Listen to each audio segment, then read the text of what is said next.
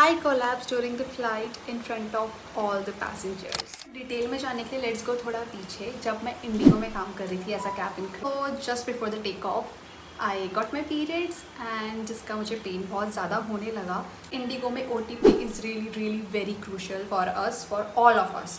सो बहुत ज़्यादा प्रेशर हमें देते हैं OTP के लिए. सो मैं प्री फ्लाइट चेक कर रही थी, यहाँ से साइड से केटरिंग वाले आ रहे हैं, बोर्डिंग के लिए पैसेंजर्स खड़े हैं and I was in the front with my leading lady. So इतना टाइम नहीं था और मैंने सोचा चलो ये पेन तो मैं बेयर कर ही लूँगी ना. After take off I take the medicine. In IndiGo we use to do the manual demonstration there.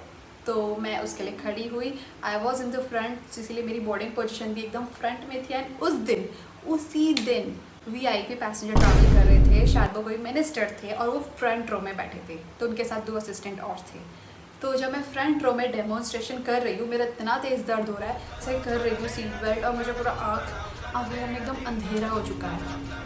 तो मैंने क्या किया, क्योंकि पीछे ही गैली होती है, मुझे लगा कि उनके सामने गिर गई तो यहाँ बहुत बड़ा तमाशा हो जाएगा. तो मैंने क्या किया, जैसे मैं डेमोन्स्ट्रेशन कर रही हूँ, मैं थोड़ा ऐसे आई और ऐसे करके गैली में गिर गई. पूरा डेमो ख़त्म हुआ, वो ले आई लीड मेरी एंड आई थिंक उन्होंने मुझे मेरे शोल्डर्स में टैप किया होगा, मुझे उठाया जैसे तैसे. कि उसने मुझे बोला कि इसका बहुत लंबा प्रोसीजर होगा, at least just wait for the she said just wait for the takeoff, Anshika, and after takeoff I'll give you the medicine, so don't worry, I'm here with you. So she assured me, but मेरा pen इतना ज़्यादा हो चुका था तो मैंने बोला ठीक है.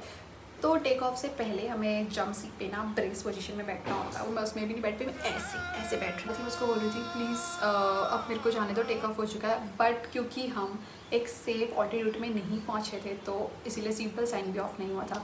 तो फिर से मेरे को बोल रही थी कि प्लीज़ एटलीस्ट अब सीट बेल्ट साइन ऑफ होने का वेट कर लीजिए, देन आप जा सकते हैं. देन मैंने रेस्ट किया उस फ्लाइट पे और उसी दिन मेरे 4 सेक्टर्स थे. तो फर्स्ट सेक्टर मैंने कुछ काम नहीं किया. लकीली मेरे सेट ऑफ रूम बहुत ज़्यादा अच्छा था.